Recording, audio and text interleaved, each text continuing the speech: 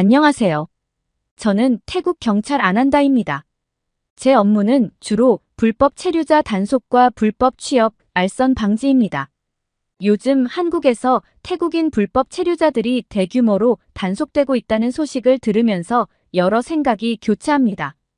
저도 한국 정부가 왜 이렇게 강경하게 나올 수밖에 없는지 이해할 수 있습니다. 한국에서 태국인 불법 체류자들이 일으킨 문제는 단순히 외국인 노동자 문제가 아닙니다. 그들이 한국 사회에 끼친 피해와 혼란은 상당히 심각하고 태국에서 느끼는 것보다 훨씬 더 큰 충격을 주고 있습니다. 한국은 더 이상 우리 태국인들의 무책임한 행동을 묵과할 수 없는 단계에 이르렀다고 생각합니다. 며칠 전 저는 수완나품 공항에서 한국에서 강제 추방된 한 태국인 가족을 직접 보았습니다. 부모는 아이들을 껴안은 채 흐느끼고 있었고 아이들도 낯선 상황에 멍한 표정으로 서 있었습니다. 이제 우리는 다시 한국에 갈 수 없게 됐어. 그 가족의 부모가 힘겹게 내뱉은 한마디에는 절망이 가득 묻어 있었습니다. 그들은 왜 한국이 자신들에게 이렇게 강경한 조치를 취했는지 이해하지 못한 듯 보였습니다. 하지만 저는 경찰로서 그 이유를 잘 압니다. 그들이 한국에서 불법 체류를 택한 순간 결국 이런 결말을 맞이할 수밖에 없었던 것이죠. 한국은 이미 수많은 불법 체류자들이 일으킨 사회적 부담과 신뢰의 훼손으로 지쳤고 이로 인해 더 이상 우리 태국인들의 불법 체류를 묵인할 여유가 없습니다.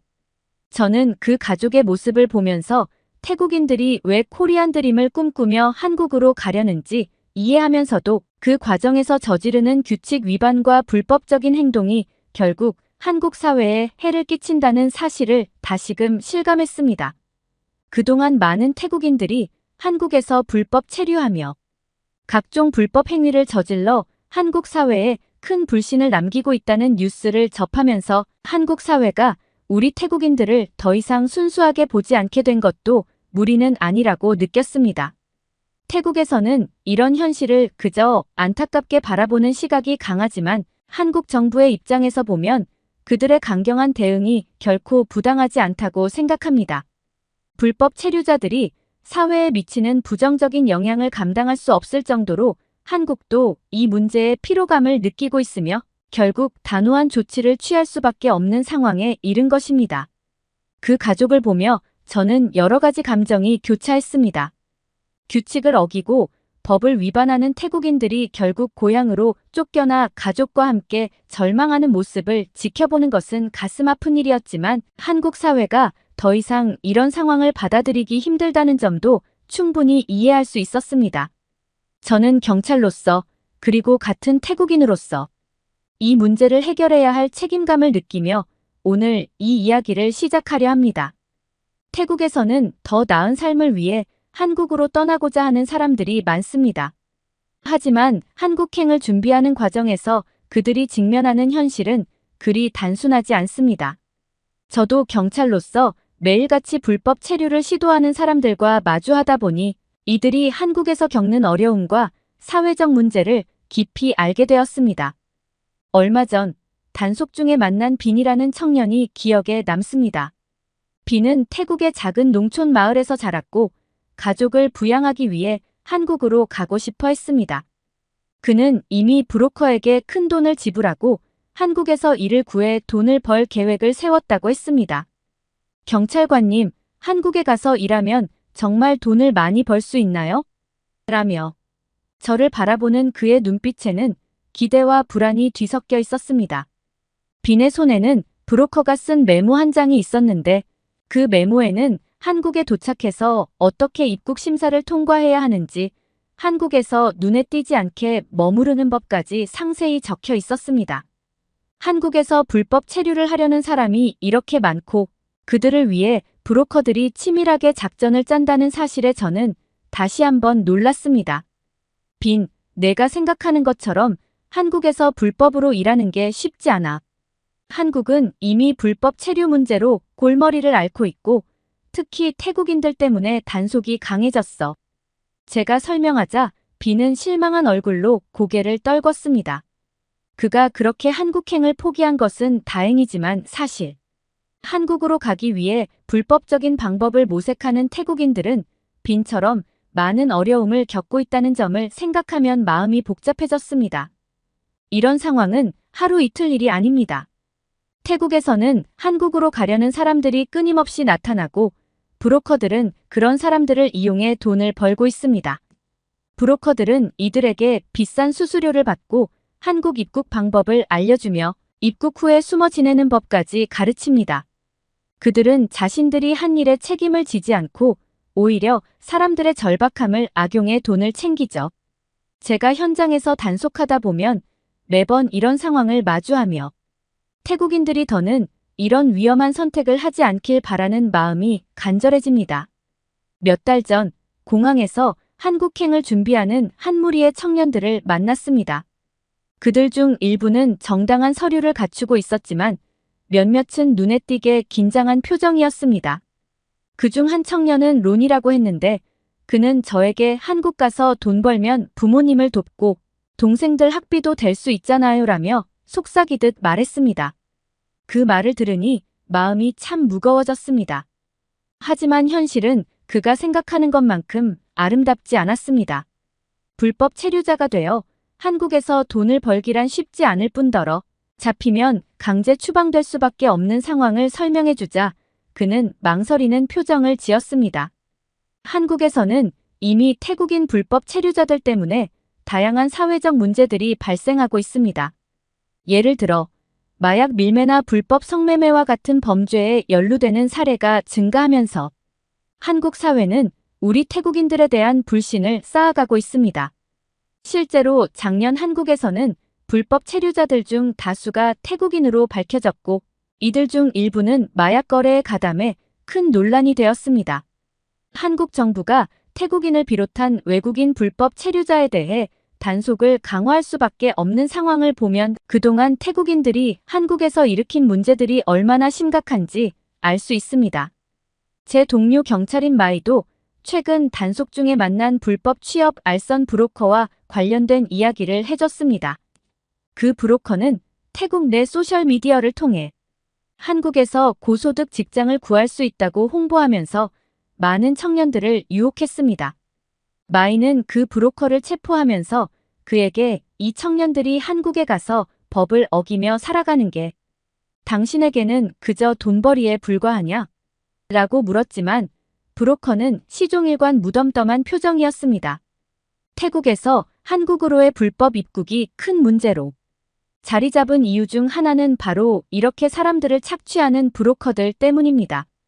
그들은 사람들의 절박함을 이용해 불법 취업을 알선하고 위험한 상황으로 몰아넣는 일에 죄책감을 느끼지 않습니다.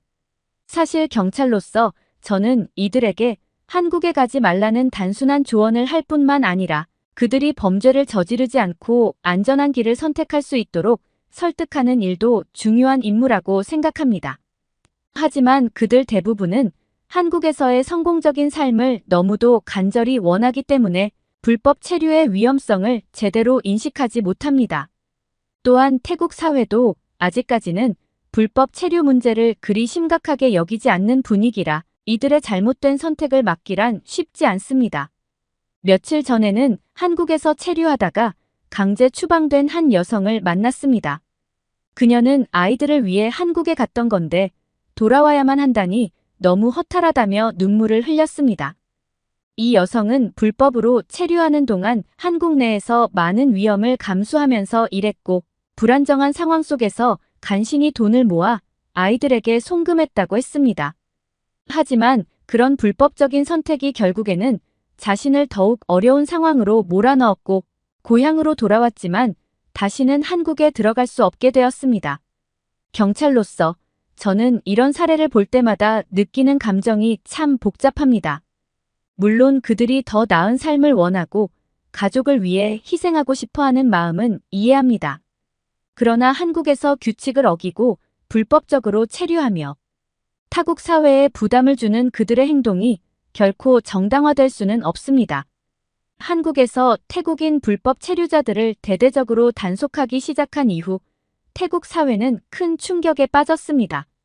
한국 정부가 이례적으로 강한 단속을 시작하면서 수천 명에 달하는 태국인들이 한국을 떠나야 했고, 그로 인해 태국의 공항들은 귀국하는 불법 체류자들로 혼잡해졌습니다. 저도 직접 수완나품 공항에 나가 그 모습을 지켜보았는데 그야말로 대혼란이었습니다.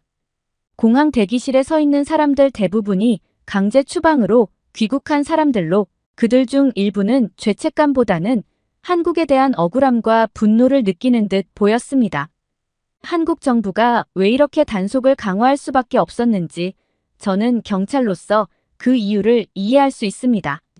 한국에서는 태국인 불법 체류자들이 단순히 노동의 문제를 넘어서 마약 밀매나 불법 성매매와 같은 심각한 범죄에 연루되는 사례가 급증했습니다. 실제로 한국의 많은 언론에서는 불법 체류자 문제를 다루며 태국인들에 대한 경계심을 높이고 있습니다. 특히 태국에서 한국으로 들어오는 마약의 양이 상당히 늘면서 한국 사회가 받은 충격과 불신은 상당합니다. 저는 그들의 감정을 이해하면서도 같은 태국인으로서 그들이 저지른 잘못에 대해 참담한 마음이 들었습니다. 얼마 전 한국에서 추방된 태국인 마약 밀매 조직이 검거됐다는 뉴스를 보았습니다. 이 사건은 한국 사회에 큰 충격을 주었고 이에 따라 한국 정부는 태국인 입국 심사를 강화하지 않을 수 없었습니다. 그동안 태국인들이 한국에서 일으킨 여러 문제로 인해 한국 정부는 이제 더 이상 이 문제를 묵과할 수 없게 되었다는 사실을 저는 현장에서 느끼고 있습니다. 사실 태국에서는 아직도 많은 사람들이 코리안 드림을 꿈꾸며 한국으로 가기를 원합니다. 더 나은 임금을 받을 수 있는 곳이라는 기대 속에서 가족과 친구들의 만류에도 불구하고 한국행을 선택하는 사람들도 많습니다. 하지만 그들이 잘 모르는 사실은 한국 정부가 이제는 태국인에 대한 입국을 굉장히 까다롭게 심사하고 있다는 점입니다. 몇몇 사람들은 비록 법을 어겼지만 자신의 생계를 위해 어쩔 수 없는 선택이었다고 주장합니다. 그러나 현실적으로 그들의 행동이 한국 사회에 끼친 피해와 불신은 결코 작지 않습니다. 한국의 단속이 강화되면서 태국 내 일부 사람들은 SNS에 한국 정부에 대한 비난을 쏟아내기 시작했습니다. 특히 한국이 우리를 무시한다는 식의 반응이 많았고 태국 내에서 한국 여행을 보이콧하자는 움직임까지 일어났습니다. 한편으로는 이런 반응이 이해가 되면서도 저는 이 상황을 조금 더 객관적으로 봐야 한다고 생각합니다. 한국 정부의 강경한 대응은 단순히 태국인에 대한 편견에서 비롯된 것이 아닙니다. 그동안 태국인들이 저지른 여러 불법 행위들이 한국 사회에 큰 충격을 주었고 그에 대한 대응이었던 것입니다. 얼마 전 한국에서 태국인 불법 체류자들에 의해 촉발된 사회적 문제가 한국 언론에서 크게 다뤄졌습니다. 한국인들은 불법 체류 문제와 관련된 범죄가 한국 사회의 안전에 미치는 영향을 우려하고 있습니다. 그중 일부 태국인들은 불법 체류를 하며 마약 거래나 불법 성매매에 연루되었고 그 결과 한국은 불법 체류자들에 대한 단속을 더 강화할 수밖에 없었습니다. 저도 한국 사회가 왜 태국인들에 대해 경계심을 갖게 되었는지 이해할 수밖에 없었습니다. 한국 입장에서 보면 그동안 너무 많은 문제를 겪었기 때문에 이제는 더 이상 묵인할 수 없게 된 것이죠. 이런 상황을 두고 태국 사회 내에서는 다양한 반응이 나오고 있습니다. 한편으로는 우리 국민이 한국에서 차별받고 있다는 의견이 있지만 저는 오히려 그 반대의 입장에서 생각하게 됩니다. 그동안 한국은 무비자 제도를 통해 태국인들이 쉽게 한국에 갈 수 있도록 허용해 주었고 불법 체류자 문제에도 상당히 관대하게 대처해 왔습니다. 하지만 태국인 불법 체류자들이 지속적으로 규칙을 어기고 한국 사회에 큰 피해를 끼치게 되자 한국 정부도 더 이상 이를 묵과할 수 없는 상황이 된 것입니다. 얼마 전 뉴스에서 본 이야기인데 한국에서 불법 체류하다가 추방된 한 태국 남성이 태국으로 돌아온 후에도 마약 거래를 지속하다가 태국 경찰에 체포되었다고 합니다. 이 이야기를 들었을 때 저 역시 무거운 책임감을 느꼈습니다. 태국인들이 한국에서 불법적인 일을 저지르고 그로 인해 고국에 돌아와도 똑같은 문제를 반복한다는 사실은 우리 사회의 깊은 반성과 각성을 요구한다고 생각합니다. 한국이 우리에게 관대했던 만큼 우리는 그들의 사회적 신뢰를 저버리지 않도록 책임감을 갖고 행동했어야 했습니다. 이러한 상황을 접하면서 저는 한국 사회가 불법 체류 문제로 인해 얼마나 큰 사회적 충격을 받았을지 짐작할 수 있었습니다. 태국 사회에서는 이런 사정을 잘 모르는 경우가 많고 그저 한국이 우리를 무시하는 것처럼 생각하는 경향이 있지만 사실 한국의 입장에서는 더 이상 관대하게 보아줄 수 없는 상황이 된 것입니다. 이제는 태국 사회가 불법 체류와 관련된 문제에 대해 좀 더 책임감을 가지고 나서야 할 때라고 생각합니다. 단순히 더 나은 삶을 위해 한국으로 떠나는 것이 아니라 법적 절차를 준수하고 합법적으로 체류할 수 있는 길을 찾아야 합니다.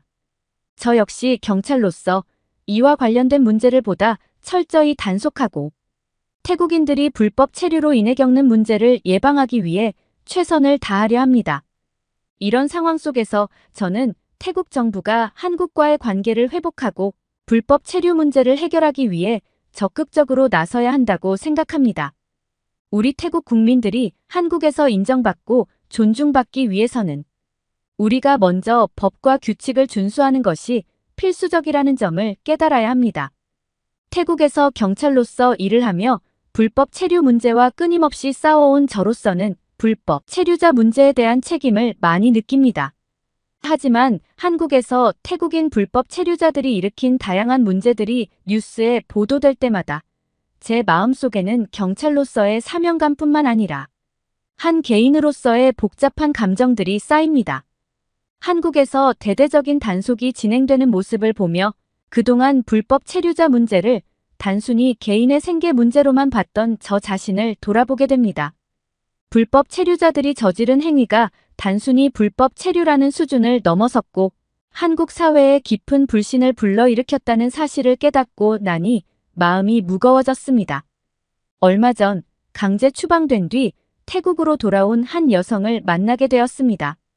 그녀의 이름은 리나였는데 한국에서 불법으로 체류하며 아이들에게 더 나은 미래를 주겠다는 꿈을 가지고 힘든 일을 하며 버텼다고 합니다. 그러나 리나는 결국 체포되어 강제 송환되었고 한국에 다시 들어갈 수 없는 처지가 되었습니다. 리나와 대화를 나누며 저는 그녀가 자신의 선택이 가족에게 더 큰 어려움을 안겨줄 수 있다는 사실을 인지하지 못하고 있었다는 점에서 씁쓸함을 느꼈습니다. 한국에서 법을 어기고 불법으로 체류하며 벌어들인 돈이 일시적으로는 가족에게 도움이 되었을지 모르지만 그녀의 불법 체류가 한국 사회에 끼친 영향을 생각하면 그 대가가 너무도 큽니다. 리나는 저에게 이렇게 말했습니다. 저는 한국에 가서 아이들을 위해 조금이라도 더 벌고 싶었어요. 그게 잘못된 일이었나요? 그녀의 눈에는 좌절과 절망이 서려 있었습니다. 하지만 제가 경찰로서 그녀에게 해줄 수 있는 말은 분명했습니다. 내가 선택한 길은 아이들을 위한 길이 아니야. 불법 체류로 인해 다른 사람들에게 피해를 주고 결국 너도 너의 아이들도 더 큰 어려움에 빠진 거야. 이 말을 하며 저 자신도 마음이 아팠습니다. 그녀가 오로지 가족을 위해 한국으로 갔다는 것을 이해하면서도 그녀의 행동이 결코 정당화될 수 없다는 사실도 깨달았기 때문입니다. 이런 상황을 반복해서 접할 때마다 경찰로서의 사명감과 인간적인 공감 사이에서 갈등을 느낍니다. 사람들은 종종 불법 체류를 단순히 개인의 선택으로 생각하지만 사실 그것은 한국과 같은 다른 나라 사회의 깊은 불신과 혼란을 초래하는 일입니다. 많은 불법 체류자들이 단지 생계를 위해서라고 주장하지만 한국에서는 태국인 불법 체류자들이 마약 밀매, 불법 성매매 등 다양한 범죄에 연루되는 사례가 늘어나면서 사회적 문제를 더 키우고 있습니다. 이러한 범죄들은 한국 사회에서 태국인들에 대한 이미지를 크게 손상시키고 있으며 저 역시 이를 보면서 태국인으로서 부끄러움을 느낄 때가 많습니다.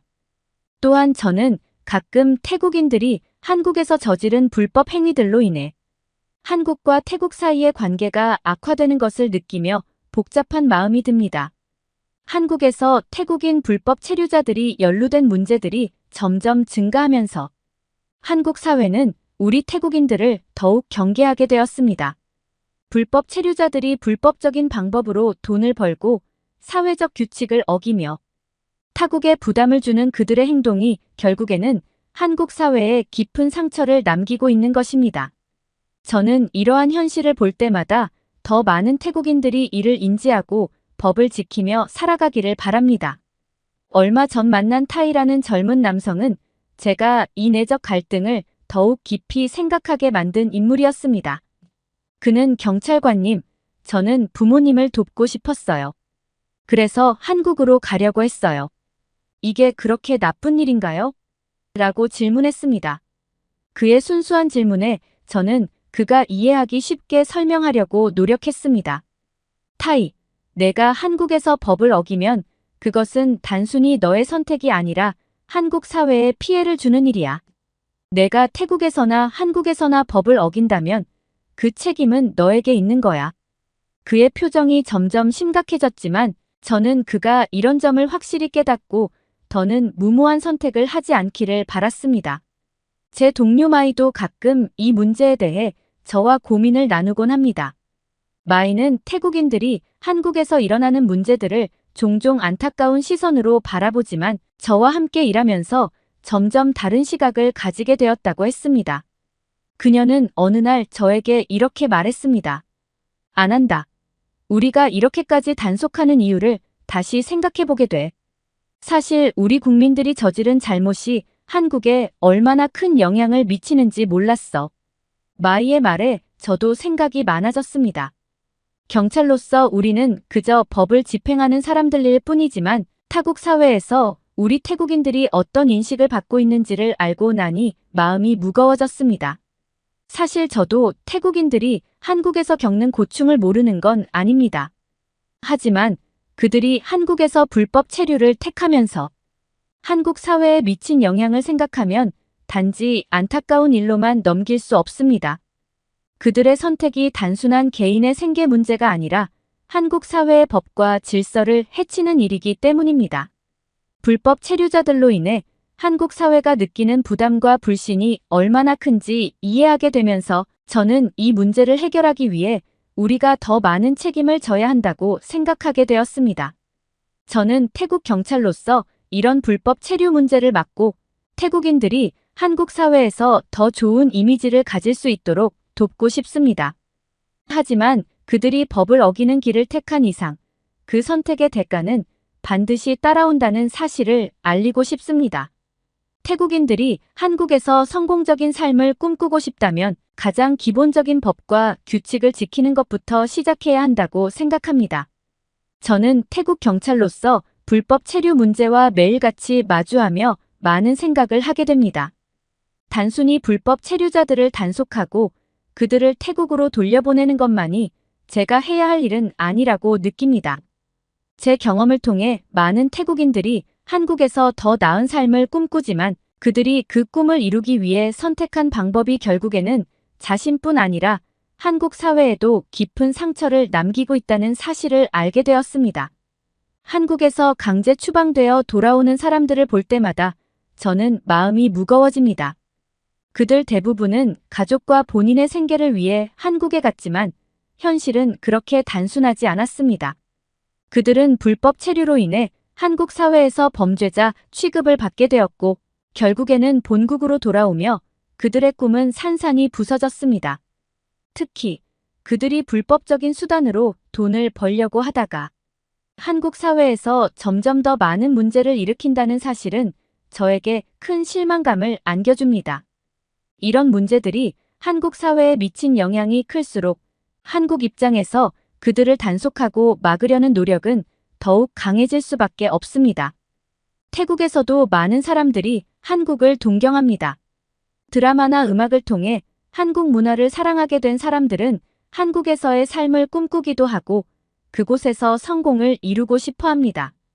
그러나 그 꿈이 단지 불법적인 방법으로 돈을 벌어 돌아오는 것이라면 그들의 꿈은 참으로 잘못된 방향으로 흘러가고 있는 것입니다.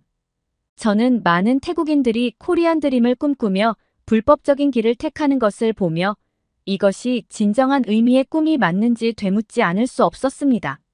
제 동료들과 이야기하면서도 종종 이 문제에 대해 생각하게 됩니다. 사실 태국인들이 다른 나라에서 인정받고 존중받기를 원한다면 가장 기본적으로 법과 규칙을 지켜야 한다고 생각합니다. 불법 체류는 그 사회에 큰 부담을 안기고 결국 불신을 쌓게 만듭니다. 불법 체류자들이 사회적 규칙을 어기고 범죄를 저지르는 순간 그들의 행위는 단순히 개인의 문제를 넘어서 한국 사회와 태국 간의 관계를 악화시키는 원인이 됩니다. 저는 이것이 우리 사회가 더 이상 외면할 수 없는 문제라고 생각합니다. 한국은 그동안 태국인들에 대해 관대하게 대우해왔지만 이제는 많은 태국인들이 규칙을 어기고 법을 무시한 결과로 인해 그 신뢰가 무너지고 있습니다. 그동안 많은 태국인들이 한국에서 불법 체류와 관련된 문제를 일으키면서 한국 사회는 태국인들에 대한 경계를 높일 수밖에 없었습니다. 저는 오늘 이 이야기를 통해 태국 사회가 더는 이 문제를 외면해서는 안 된다는 점을 강조하고 싶습니다. 태국인들이 한국에서 좋은 인식을 남기고 존중받기 위해서는 우리가 먼저 법과 규칙을 준수하는 것이 필수적입니다. 그리고 이것은 한국과의 관계 회복을 위해서도 반드시 필요한 일입니다. 우리 사회가 이 문제를 심각하게 받아들이고 해결책을 찾지 않는다면 한국과의 관계는 점점 더 어려워질 것입니다.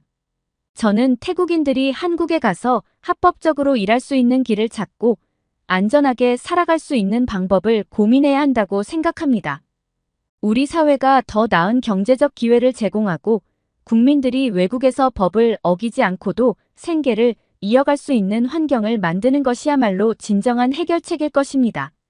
그렇지 않다면 불법 체류와 관련된 문제는 계속해서 반복될 수밖에 없을 것입니다. 이제는 태국과 한국이 서로를 이해하고 협력하여 이 문제를 함께 해결할 방법을 찾을 때가 되었다고 생각합니다. 양국이 함께 노력한다면 우리 태국인들이 불법 체류의 위험을 감수하지 않고도 한국에서 합법적으로 일하며 살아갈 수 있는 길이 열릴 것입니다. 저는 이 문제가 단지 태국이나 한국 한 나라의 문제가 아니라 서로 존중하고 협력해야 하는 사회적 과제라고 믿습니다. 오늘 이 이야기를 통해 많은 분들이 불법 체류 문제의 심각성을 인식하고 태국과 한국 모두에게 긍정적인 변화를 가져올 수 있는 계기가 되었으면 합니다. 오늘의 사연, 어떻게 들으셨나요? 아난다의 이야기를 통해 불법 체류 문제는 단순히 개인의 생계가 아니라 사회와 국가 간의 신뢰와 안전을 위협할 수 있는 중요한 문제임을 느끼게 됩니다.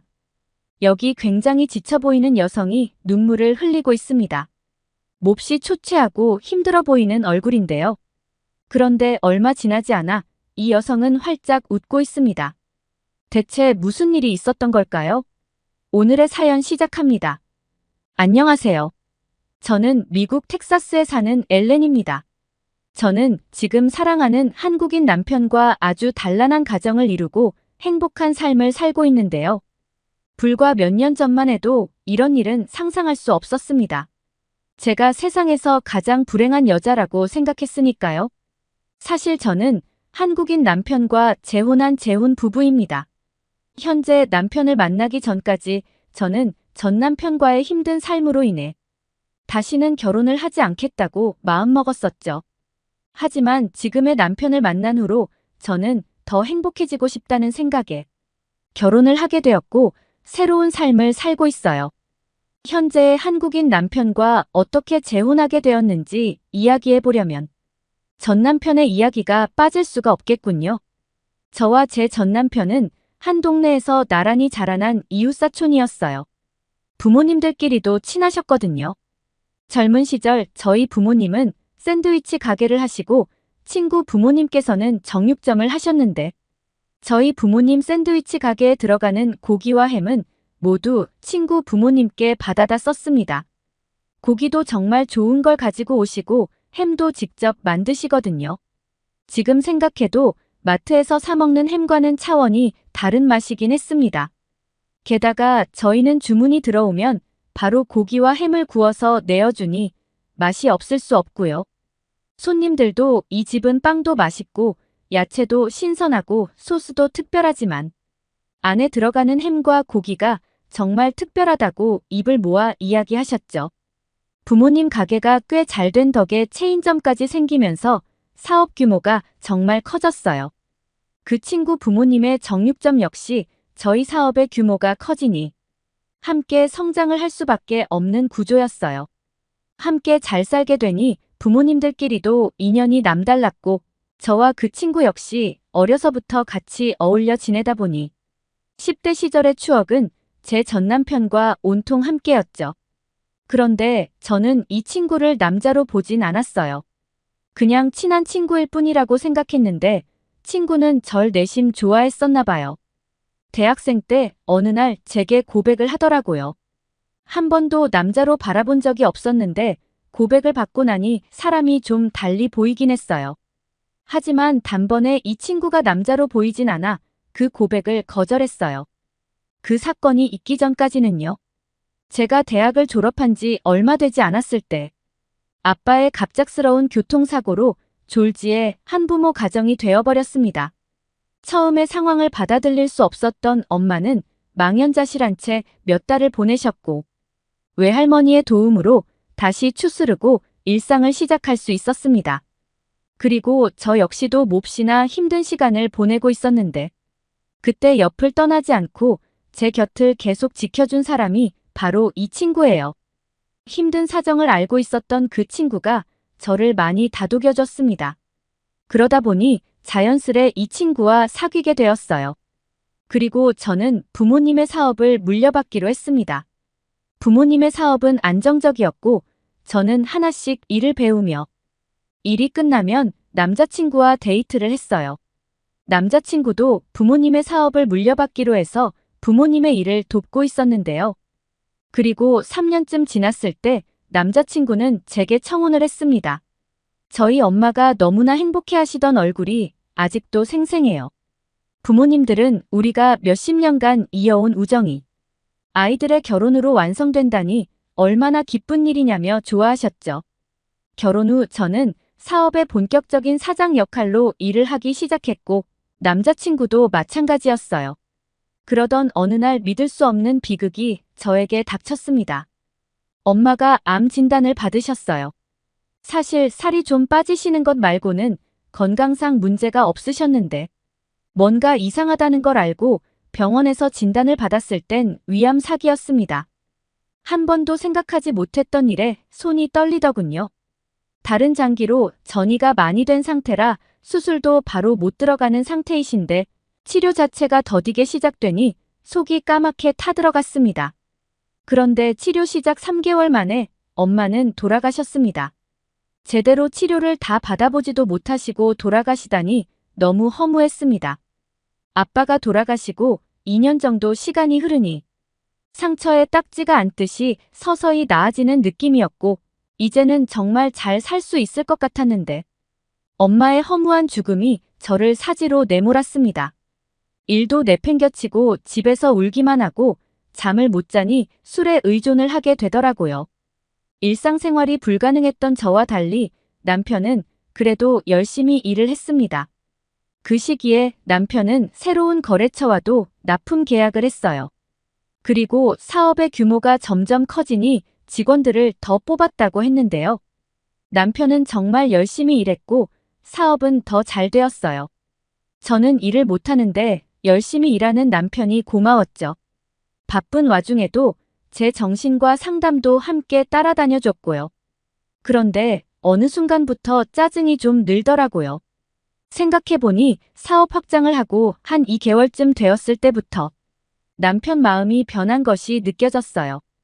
어느 날은 부모님이 돌아가신 건 이미 일어난 일이고 바꿀 수 없는 일인데 매일 같이 우는 모습 보는 것도 솔직히 너무 힘들고 집에 들어와서도 편하게 쉴 수 없다며 제게 그만하라며 화를 냈어요.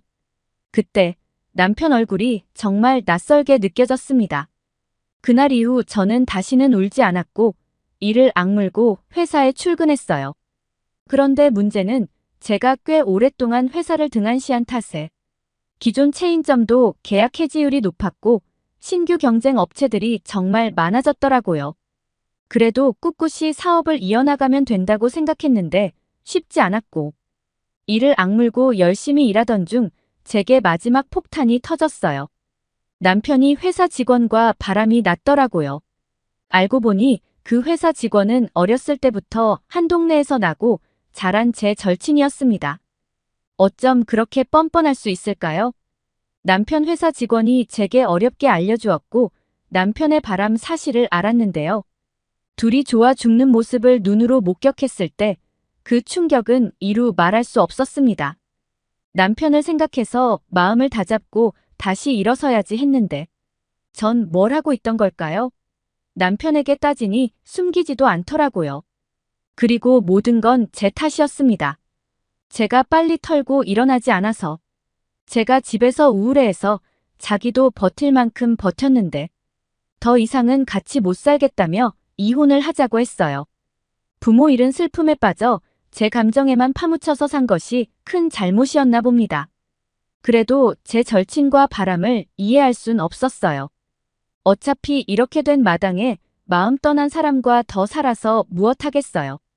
바람을 제게 들킨 이후로는 더 당당하게 제 절친을 만나는 남편의 모습을 보며 저는 온갖 정이 다 떨어졌습니다. 더 이상 징글징글한 남편과 부대끼기 싫어서 빠르게 이혼을 했는데 제가 한 가지 놓친 게 있었습니다. 샌드위치 가게에 들어가는 속재료들이 문제였습니다. 납품 계약 기간 만료 시점이 다가오니 전 남편은 다른 경쟁사에 납품하는 양도 버겁다며 저희 회사와는 계약을 종료하겠다고 하더라고요. 저희 샌드위치 가게들이 승승장구했던 이유는 남편 회사의 고기와 햄의 비중이 컸는데 이제 재료를 어디서 납품받아야 할지 막막했지만 수소문 끝에 최대한 비슷한 맛을 내는 납품업체를 찾아서 계약했어요. 제 입맛에는 괜찮았고 이만하면 고기도 햄도 괜찮다 싶었는데 손님들 입맛은 아니었나 봐요. 가맹점주들은 하루가 다르게 손님이 줄어든다며 하소연했고 계약을 해지하고 싶다는 매장 점주들의 불만이 들끓었어요. 그래서 저는 불편함을 무릅쓰고 예전 시부모님을 찾아갔습니다. 이혼은 했지만 그래도 오랜 친구의 딸이기도 하니까 외면하시지는 않을 거란 생각이었죠. 하지만 이제 전 남편이 모든 사업을 관리하기 때문에 당신들이 관여를 못한다면서 고기도 햄도 공급해주긴 어려울 것 같다며 단칼에 거절하셨습니다. 그리고 얼마 지나지 않아 전 남편이 납품하는 샌드위치 가게들이 우후죽순으로 생겨나는 것을 제 눈으로 보게 되었습니다. 매장 앞에 포스터에는 모두가 그리워하던 샌드위치의 맛, 완벽 구현이라고 광고하고 있더군요. 온 세상이 더 살지 말라고 등을 떠미는 느낌이었어요. 사업은 점점 더 힘들어졌고 더 이상 살 힘이 생기지 않았어요. 계약을 유지하는 체인점도 몇 개 남지 않은 상황이었고 회사가 망하는 건 한순간이었습니다. 그렇게 저는 신변 정리를 하나씩 하기 시작했습니다. 아이가 있는 것도 아니고 제가 가진 것도 많지 않아 정리가 어렵진 않았는데 제일 걸리는 건 부모님의 첫 샌드위치 가게였습니다. 굉장히 잘 되는 건너편의 경쟁사의 샌드위치 가게가 뻔히 보이는데 부모님의 샌드위치 가게가 초라하게 있는 모습이 너무 가슴 아팠어요. 제대로 영업을 하지 못해 가게가 이렇게 을씨년스럽게 서 있는데 마치 부모님이 쓸쓸하게 서 있는 것 같더군요. 의욕이 있고 좋은 사람이 와서 이 가게만큼은 잘 운영해주면 좋겠다는 생각으로 가게를 내놨어요. 어느 날 밝은 미소 지은 한국 남자가 가게를 보러 왔습니다. 그런데 이 한국 남자 좀 특이했는데요. 가게를 보러 왔는데 첫 마디가 대뜸 식사하셨어요? 인 거예요. 초면인데 무슨 식사 이야기를 하지 싶어 곧 할 거라고 대강 넘겼습니다. 남자는 이것저것 둘러보더니 가게가 몹시 마음에 든다고 했고 일사천리로 계약을 완료했죠. 다행이다 싶었어요. 이제 홀가분하게 떠날 수 있겠다 싶어 마음도 좀 개운해졌죠. 그런데 이 한국 남자가 또 밥을 같이 먹자고 하길래 단칼에 거절했어요. 처음 보는 사람과 무슨 식사를 같이 하자는 건지 이해할 수가 없었습니다. 그랬는데 한 번 더 묻더군요.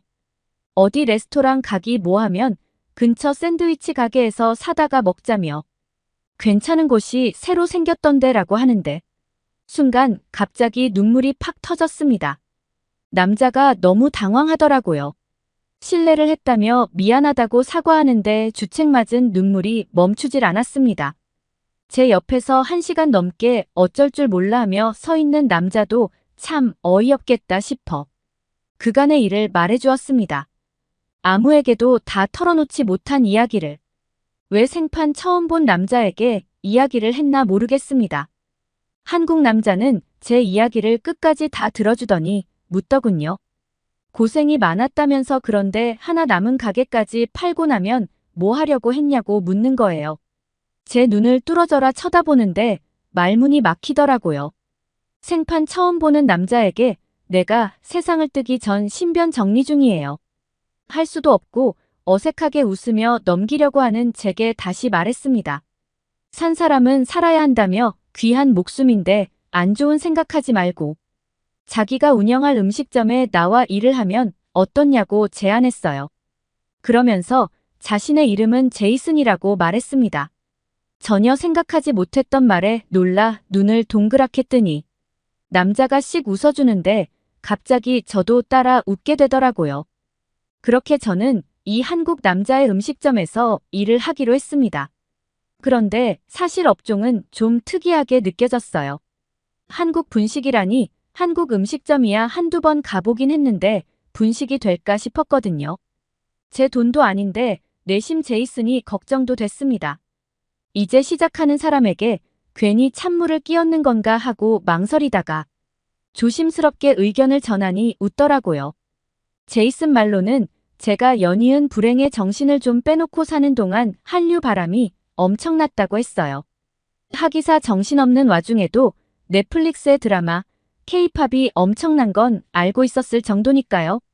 제이슨도 큰 결심을 하고 시작하는 가게인 만큼 잘 되었으면 하는 마음으로 인테리어 공사 기간 동안 열심히 요리 연습을 했어요. 미국에 들어온 인스턴트 분식도 먹어보고 유튜브로 한국 분식 조리법도 공부하며 미국인들 입맛에 맞되 한국 조리법에서 벗어나지 않도록 조율을 해봤습니다. 2달가량이 정말 순식간에 흘러갔어요. 그리고 대망의 오픈일, 저는 깜짝 놀라서 기절할 뻔했습니다. 남녀노소 누구랄 것 없이 설레는 마음으로 가게 오픈을 기다리고 있는 거예요. 한국 인기가 이 정도였나. 특히 김밥은 정말 새로운 시도였는데 엄청나게 잘 팔리더라고요. 건강식을 먹고 싶은 연령대가 높은 분들부터 다이어트를 신경 쓰는 젊은이들까지 남녀노소 가리지 않고 잘 팔렸습니다. 조금 어린 친구들은 다소 매울 법한 떡볶이도 잘 먹었고 치킨은 말할 것도 없고요. 제이슨도 자기 생각 이상으로 장사가 잘 된다며 싱글벙글이었어요. 저도 오래간만에 이런 바쁜 일상을 보내니 안 좋은 생각은 들지 않았습니다. 그리고 제이슨과 저는 점차 가까워졌고 연애를 하는 건 아니지만 마치 연애를 하는 것처럼 서로를 챙겨주고 있었는데요. 그러던 어느 날 제이슨은 자기와 결혼을 전제로 연애를 제대로 해보는 건 어떻냐고 물었어요. 저는 몹시 망설여졌습니다. 2번 다시는 결혼을 하지 않겠다고 마음먹었기 때문이에요. 또 상처를 받고 싶지 않았거든요. 하지만 저도 제이슨에 대한 마음이 커졌던 건 사실이에요. 그런데 부모님을 연이어 떠나보내며 내가 불운을 몰고 다니는 사람이 아닐까라는 생각도 해왔고 제이슨과도 전남편 사이에 있었던 일이 안 생길이라는 법도 없으니까요. 제 솔직한 심경 고백에 제이슨은 자신이 행운을 몰고 다니는 사람이니 그런 이유의 거절이라면 사양한다고 말하며 저에 대한 확신도 없이 만나자고 하는 가벼운 사람은 아니라며 단호하게 말하더군요. 제 걱정을 아무렇지 않게 날려버리는 듯한 웃음과 확신에 찬 말투에 저도 마음이 편해졌어요. 그리고 가장 힘들 때 저를 웃게 해준 제이슨과 함께 하기로 했죠. 제이슨 말대로 정말 가게는 엄청나게 잘 되고 있습니다. 운도 따랐어요. 가게 오픈 6개월쯤이 지나 한국 김밥이 미국을 말 그대로 쓸어버렸거든요. 트레이더 조에서 판매되는 냉동 김밥 아시죠? 냉동 김밥이 히트를 치며 미국인들 사이에서는 없어서 못 먹는 아이템이 되었는데 저희 가게는 즉석에서 김밥을 말아주니 잘 될 수밖에 없죠. 이제는 체인 문의가 들어와 신중히 검토 중일 정도입니다. 그리고 저희는 아주 작은 결혼식을 하고 정식으로 부부가 되었습니다. 절망으로 무너져갈 때 나타난 한국 남자. 그리고 한국의 음식 덕에 인생의 햇볕이 다시 든 느낌이라 전 정말 한국이 좋아요. 한국의 모든 것에 감사할 따름입니다. 오늘은 계속되는 절망에 세상을 등지려던 차에 우연히 만난 한국 남성 덕분에 인생이 달라졌다는 미국 여성의 사연이었습니다. 오늘의 사연 어떠셨나요? 오늘의 사연이 좋으셨다면 구독과 좋아요를 눌러주세요. 여러분의 구독과 좋아요는 영상 제작에 큰 힘이 됩니다. 끝까지 시청해주셔서 감사합니다. 더욱더 감명 깊은 사연으로 찾아뵙겠습니다.